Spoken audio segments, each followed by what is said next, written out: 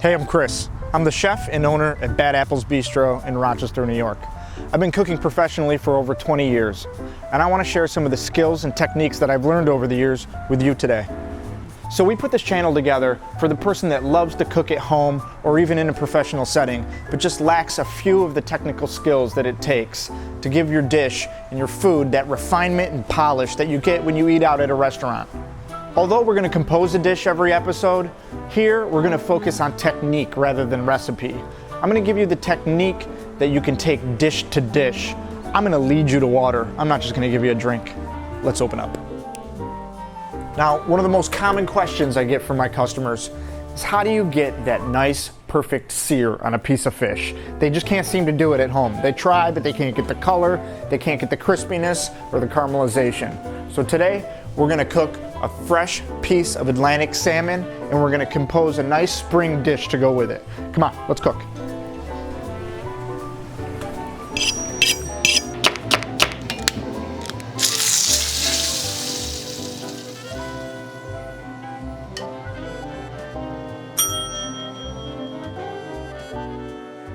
Now, when I cook fish during dinner service at the restaurant, generally I will not cook the piece of fish before I have all my sides for the dish ready to go. Fish can dry out and overcook very quickly. It's not one of those types of proteins that you want to rest or let carry over, like say lamb or beef tenderloin. This fish you want to sear, cook, put on the plate and serve. So the dish we're going to put together today is a seared fillet of Atlantic salmon. And we're gonna serve it with a tarragon and roasted garlic, creamy polenta, roasted asparagus, avocado salad. I love polenta. I think it's really versatile. It's a great alternative to putting mashed potatoes on all your dishes. So, a really quick, easy ratio. Here's 1 cup coarse yellow cornmeal, 1 cup chicken stock, 1 cup half and half, or half cup milk, half cup heavy cream. All right, let's put this dish together. We're gonna start with this asparagus. Time-wise, it's probably gonna be done right around the same time as the rest of the ingredients of the dish. We're gonna give it a little extra virgin olive oil, salt, pepper. We're gonna pop it in the 500-degree oven raw just to let it roast. Okay, now we're gonna put the creamy polenta together. Now, generally, the liquid ingredients could just go straight in a pot, bring it to a boil, and then stir in the cornmeal. But because we're going to infuse some tarragon and roasted garlic into the side, we're going to put it right in the blender to infuse all the oils of the herb and the garlic. So we're just going to give it a quick blend.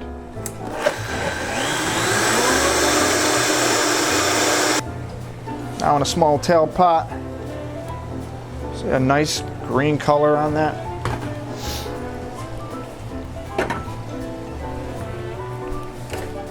We're gonna put a little flame on this, add a little salt, bring it up to a simmer. Now, I think by this day and age, everybody knows how to find a nice ripe avocado, but we're gonna go over it anyway. So you want it to be semi-firm, not mushy. And if it's like too green in color, you know it's a little underripe. You don't want them rock hard, but you don't want them too mushy. So I like to cut them right in half, cut right around that pit, twist it off, take that pit out.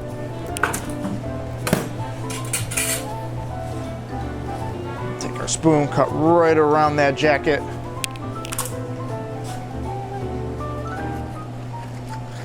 Okay, let's get a nice large dice on this avocado.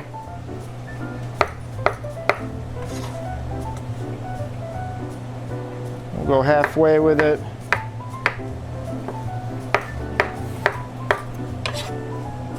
All right. Now anybody that's ever cooked with an avocado knows how quickly they oxidize. So let's get some lemon juice on there to keep it from turning brown. I'm gonna shoot right down into that. Can you see inside the bowl? Ready? I'll squeeze again.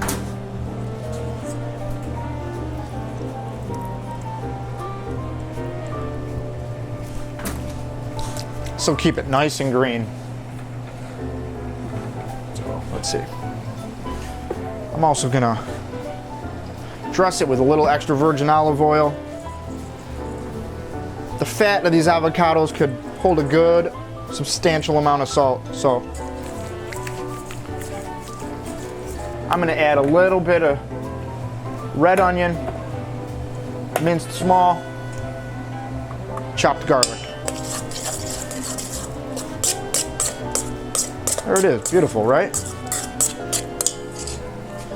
Now, our cream's coming up right now. So we're gonna slowly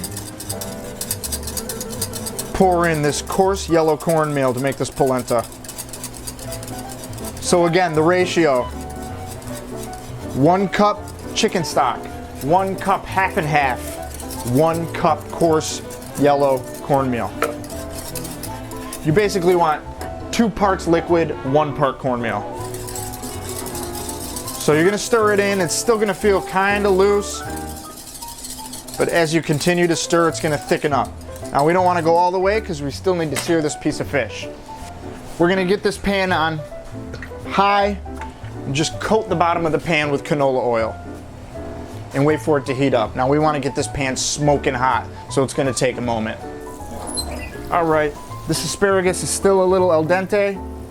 As to say, it still has quite a bit of a bite to it, still a little bit raw on the inside, but we're gonna pull it out so we can fire everything together and have everything hot and cooked perfectly once it goes on the dish.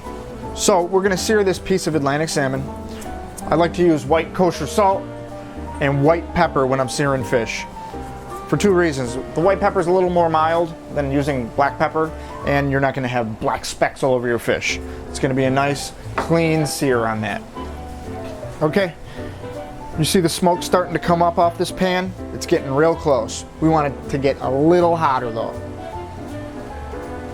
So let's look at what we got going on here. That's a good smoke in this pan. Just to make sure we're not gonna get this fish to stick, we're gonna give it a little drag, and then we're gonna drop it away from us. We don't wanna drop the fish towards us because it may splash and burn us. Let's get a little seasoning on the bottom of the fish. And then we're just gonna sear that one side of the fish while basting the bottom. Basting like this is gonna further the cooking, but it's not gonna get that hard sear on the bottom. So you're gonna have one really nice brown crisp top, and then the bottom's gonna be nice and soft, but it'll be cooked through.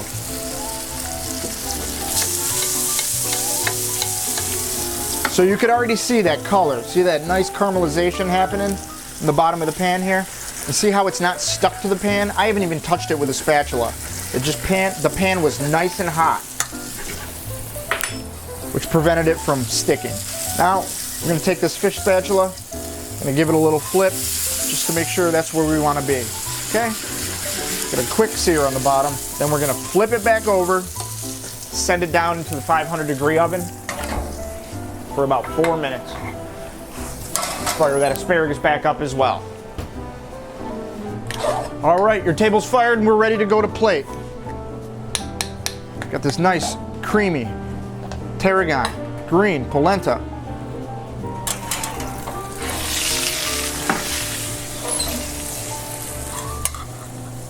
Beautifully roasted asparagus tips.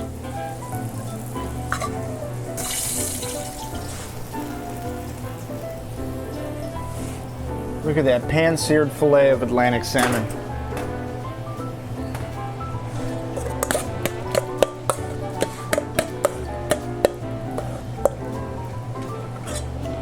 We're going to top it with our avocado salsa.